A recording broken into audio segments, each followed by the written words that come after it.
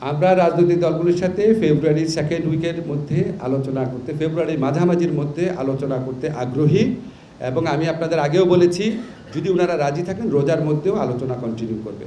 আর রাজনৈতিক দলগুলো যে দ্রুত নির্বাচন চান, সেটা আমি মনে করি এটা বলার অধিকার অবশ্যই ওনাদের আছে।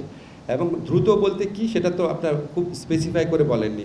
আর নির্বাচনের সময়রেখা আমাদের বারবার আমাদের মাননীয় প্রধান উপদেষ্টার পক্ষে আমাদের ওনার প্রেস সেক্রেটারি বারবার ক্ল্যারিফাই করেছেন আপনাদের, যে আইদার বাই ডিসেম্বর অথবা 2026-এর বাই জুন। এখন বাই জুনের ক্ষেত্রে মানে নিশ্চয়ই বর্ষার সময় বিবেচনা রেখে আরও আগাতে হতে পারে, হয়তো এপ্রিলে হতে পারে, মার্চে হতে পারে।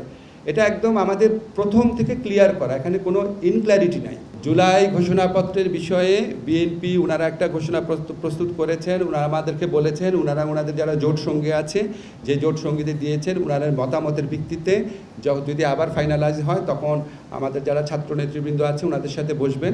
তবে এই ব্যাপারে আমি বলতে চাই, আমাদের যারা ছাত্র নেতৃবৃন্দ আছেন ওনারা যথেষ্ট সংযম, ধৈর্য এবং সহনশীলতার পরিচয় দিচ্ছেন। আমি আশা করব জুলাই গণঅভ্যুত্থানে যারা পক্ষরাষ্ট্ররা যারা আছেন ওনারা সবাই এই প্রক্রিয়াটা একটু বেগবান করার চেষ্টা করবেন, কারণ এটা আমাদের একটা ঐক্যের দলিল, এটা কোনো মানে আইনি দলিল না, এটা রাজনৈতিক দলিল, ঐক্যের দলিল। আমাদের জুলাই গণঅভ্যুত্থানে কালে যে আমাদের যে অটুট একটা ঐক্য ছিল সেটাকে রিঅ্যাসার্ট করা, রিঅ্যাফার্ম করার দলিল, এর চেয়ে বেশি কিছু না। আছে 6 মান্থস। আমার বিবেচনায় আশুকরণীয়, আমার বিবেচনায় আমি যেটা পড়েছি ভালো করে, আশুকরণীয়র মধ্যে অন্তত 50% 1 মাসের মধ্যেই করা সম্ভব আমার বিবেচনা।